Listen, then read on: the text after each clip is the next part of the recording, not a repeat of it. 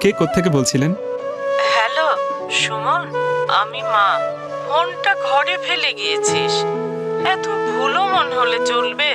মা আসলে শোন, আজকে তো তোদের মাদার্স ডে, ভাবলাম তোর জন্য একটু খিচুড়ি রান্না করি, এত প্রিয় তোর।